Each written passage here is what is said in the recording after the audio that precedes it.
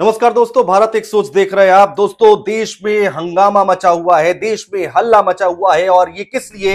ये मोदी सरकार के एक फैसले से, मोदी सरकार के कानून में बदलाव से। तो यहां पर जो ट्रक ड्राइवर है और सरकार दोनों के बीच में ठन गई और उसके बाद 4 दिन तक हड़ताल रही दोस्तों। उसके बाद अखिलेश यादव ने ट्वीट किया है, लगातार हर दिन ट्वीट किया ड्राइवरों के हक में। और जब हड़ताल वापस ले ली गई है तो उसके बाद अखिलेश यादव ने क्या बयान दिया है वो भी हम आपको बताएंगे। क्या कुछ फोटो शेयर की है अखिलेश यादव ने वो हम आपको बताएंगे। इसके साथ ही साथ प्रियंका गांधी वाड्रा, जिन्होंने सरकार को घेरने में कोई कसर नहीं छोड़ी है। दोस्तों, लगातार ये बात हो रही थी कि आखिर यही चलता रहा तो क्या होगा। लखनऊ की बात करें या फिर लखनऊ पूरे प्रदेश की बात करें या फिर पूरे देश की बात करें, पेट्रोल पंप पर लंबी लंबी लाइनें लगनी शुरू हो गई। लोगों को डर था कि अब पेट्रोल नहीं मिलेगा तो गाड़ी की टंकी फुल कराने के लिए पहुंच गए। लखनऊ का इतना बुरा हाल था कि रात के 10 बजे 100 पेट्रोल पंप ऐसे थे दोस्तों जहां पर पेट्रोल मिलना बंद हो चुका था। पेट्रोल पंप मालिकों को पेट्रोल पंप पर पुलिस तक लगानी पड़ गई थी। और लगातार यह कहा जा रहा है कि सरकार अब बैकफुट पर आ गई है। सरकार ने ट्रक ड्राइवरों के सामने अपने घुटने टेक दिए हैं। सरकार को यहां पर मजबूर होना पड़ा है कि यहां पर वो अपना फैसला वापस ले। और यही होता दिखाई दिया दोस्तों। ट्रक ड्राइवर एसोसिएशन और गृह मंत्रालय के कुछ अधिकारियों के साथ बैठक हुई, बातचीत हुई है और उसके बाद ड्राइवरों ने यह फैसला लिया है, एसोसिएशन ने यह फैसला लिया है कि यह हड़ताल वापस ली जा रही है। लेकिन बड़ा सवाल यहां पर दोस्तों यह है कि इससे नुकसान कितना हुआ है। खाली उत्तर प्रदेश की अगर हम बात करते हैं दोस्तों तो इस 4 दिन की हड़ताल में करोड़ों रुपए का नुकसान हुआ है। अखिलेश यादव ने क्या कहा वो हम आपको बताएंगे, लेकिन उससे पहले जल्दी से हम आपको बता दें, केवल उत्तर प्रदेश की अगर हम बात करते हैं तो 5,000 करोड़ का नुकसान हुआ है दोस्तों। देखिए, सरकार की एक यहां पर जिद कहिए या फिर ये गलत फैसला कहिए या फिर जल्दबाजी में लिया गया फैसला कहिए, किसी से राय मशवरा न किया गया, विपक्ष को साथ में नहीं लिया गया और उसके बाद 5,000 करोड़ का नुकसान उत्तर प्रदेश में झेलना पड़ा है। इस नुकसान की भरपाई कौन करेगा, इसकी जवाबदेही कौन तय करेगा, यह बड़ा सवाल है। क्या क्या हुआ है दोस्तों वो हम आपको बताने जा रहे हैं। पेट्रोल पंप पर जैसा कि मैंने बताया 1 से 2 किलोमीटर की लंबी लाइन लगी हुई थी लखनऊ, कानपुर समेत पूरे उत्तर प्रदेश और पूरे देश में। और इसके साथ ही साथ पुलिस को तैनात किया गया था।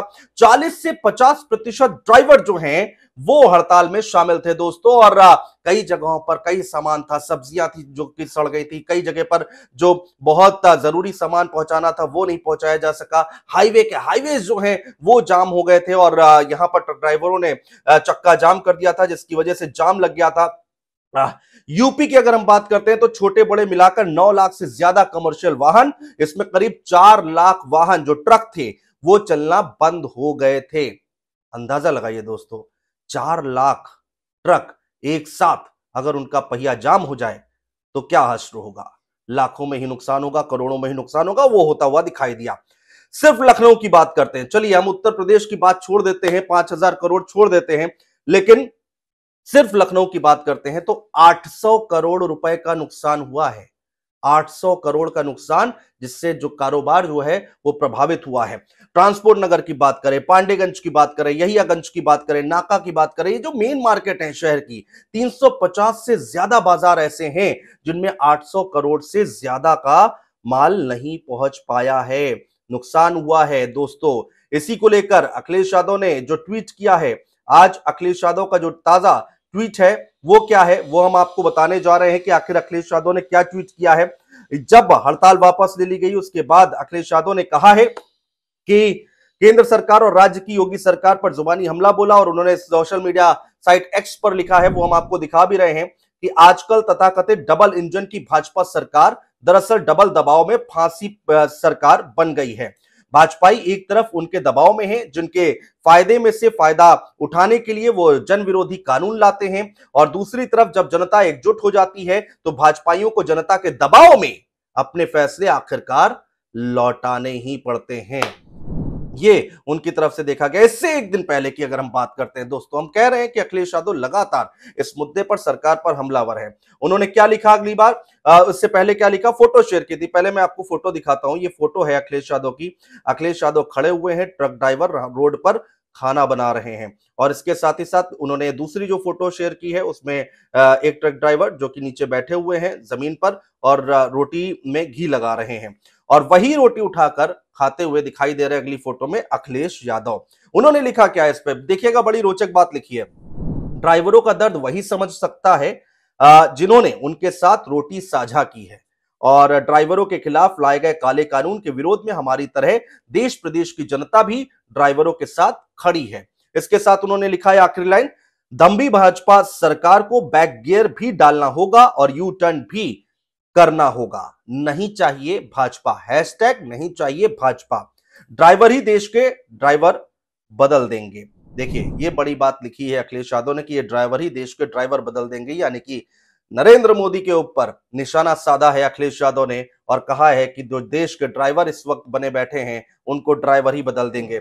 इसके साथ ही साथ प्रियंका गांधी ने क्या ट्वीट किया है दोस्तों, जल्दी से देखिए, हम आपको बता रहे हैं। कांग्रेस की राष्ट्रीय महासचिव है प्रियंका गांधी, कहती हैं कि उन्होंने ड्राइवरों के साथ दिया और कहा है कि ड्राइवर्स हमारी अर्थव्यवस्था और प्रगति के पहिए हैं। वो बेहद कम पैसे पर तरह तरह की मुश्किलें झेलते हुए कठिन जीवन शैली के साथ काम करते हैं। कानून और सिस्टम को इनके प्रति मानवीय होना चाहिए। प्रियंका गांधी ने आगे लिखा, बड़ा ट्वीट है दोस्तों, हर जान कीमती है, हर एक की रक्षा का सरकार का कर्तव्य है।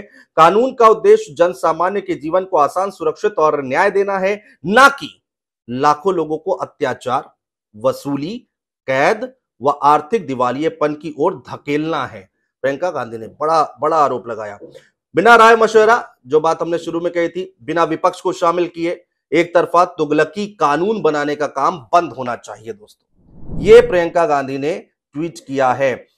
अब यहां पर सवाल ये उठता है दोस्तों कि आखिर ये हिट एंड रन नया कानून है क्या, दिक्कत कहां आ रही है। मैं बताने जा रहा हूं आपको। दरअसल भारतीय न्याय संहिता की धारा 106(2) इसमें कुछ प्रावधान किए गए हैं सरकार की तरफ से। इस धारा में जो कोई भी लापरवाही से वाहन चलाकर किसी व्यक्ति को के मौत का कारण बनता है तो और घटना के तुरंत बाद पुलिस या मजिस्ट्रेट के पास वो सूचना नहीं देता है और वहां से भाग जाता है तो उसे 10 साल की सजा हो सकती है, जुर्माना भी लग सकता है। इसका विरोध किया जा रहा है ड्राइवर्स की तरफ से। अगर एक्सीडेंट के बाद अपराध करने वाला पुलिस या मजिस्ट्रेट के पास जाता है, सूचना देता है, तो इस धारा के तहत तो उसको अधिकतम 5 साल की सजा हो सकती है, जुर्माना लगाया जा सकता है, सजा कम भी हो सकती है। 3 साल से अधिक सजा होने के कारण दोनों ही धाराएं दोस्तों नॉन बेलेबल हैं, यानी कि उनको थाने से जमानत नहीं मिल सकती है, उनको थाने से जमानत नहीं मिल सकती है। ये एनबीडब्ल्यू में आएगा। अगर हम देखें तो थाने से जमानत मिल जाती थी, लेकिन अब यहां पर थाने से जमानत नहीं मिल सकती है दोस्तों। तो ये यहां पर एक बड़ा संशोधन किया गया है सरकार की तरफ से, जिसका विरोध सरकार का कर रही है, ड्राइवर जो एसोसिएशन है वो कर रही है। हालांकि अभी दोनों के बीच में बातचीत हो गई है, सहमति बनी है कि हाँ देखते हैं, इसको अभी लागू नहीं किया गया है।